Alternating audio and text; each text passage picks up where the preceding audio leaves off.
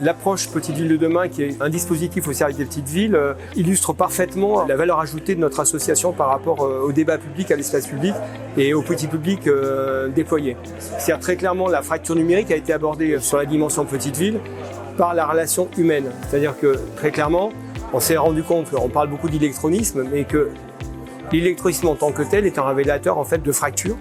Et c'est vrai que le numérique, en devenant vecteur principal de toutes les démarches administratives, devient un guichet en fait qui inclut mais qui aussi exclut.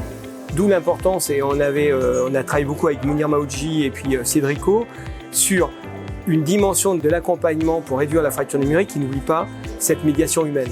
On a été entendu, c'est-à-dire qu'effectivement on a contribué à la définition du concept de conseiller numérique. Et la réponse apportée par l'État dans cette perspective-là, et notamment le fait que 4000 conseillers numériques accompagnent les territoires pendant 2 années, c'est quand même un signe encourageant.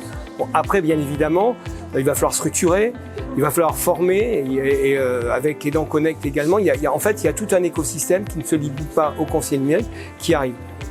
Après, bien évidemment, il y a des dispositifs, c'est-à-dire qu'on ne peut pas catégoriser un conseiller numérique, c'est-à-dire que certains disent que c'est les seniors, mais on s'aperçoit qu'il y a des questions en termes également chez les jeunes, notamment sur tout ce qui est accompagnement de démarche. Il y a également sur l'enseignement, il y a également sur le lien social, sur le lien culturel. Donc on voit bien aujourd'hui que le numérique, il est transverse, il est transversal et s'applique à toutes les générations, mais également tous les territoires. Et c'est également aussi une nouvelle approche sur tout ce qui peut être culturel, tout ce qui peut être aussi touristique avec la réalité virtuelle qui de plus en plus va venir et va s'imposer, et tout ce qui est aussi approche, on va dire, éducative. Notamment l'hybridation de l'enseignement a aussi montré, il faut apprendre non pas de ses erreurs, mais des accidents de la société. La pandémie a montré que les élus équipaient les écoles, mais que quand un enseignement il est hors école, eh bien la personne qui est dans une famille défavorisée, ce qu'on appelle le travail personnel, ne peut pas se faire.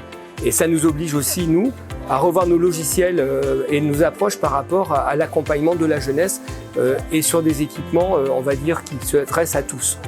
D'où aussi tout un travail que Petite Ville de demain peut amener de réflexion sur des nouveaux équipements à dimension humaine toujours, taille humaine, les petites villes, mais qui s'adressent vraiment à plusieurs publics.